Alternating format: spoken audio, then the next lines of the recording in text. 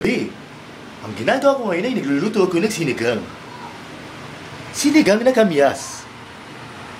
Pagkatapos ng sinigang na kamyas, ilalagay natin ang kamatis. Isa, dalawa. Hintayin natin siya kumulo. Pagkatapos ng pagkulo, ilalagay naman natin ang siling buo. Siling buo. Pagkatapos ng siling buo, ito na. Sinigang na sampalok mix. Tingnan nyo. May gupit. Nakiabot. Pagkatapos naman ng sinigang sampalok mix, ilalagay naman natin ang sayote. Dahil siya ay matagal. Pagkatapos naman yan, ilalagay natin ang tolong. Anong tolong? Talong. Okay? Hintayin lang natin ng ilang minuto.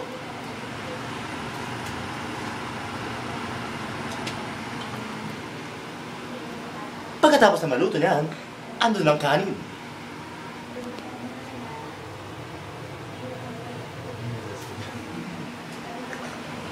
Mabalik ulit tayo. Para mas lalong maasim, kukuha tayo ng medyas. Mas lalong maasim. Pipigaan natin. Tapos na. Masarap na yan. Titikman natin. Asim! Asim na natural. Salamat.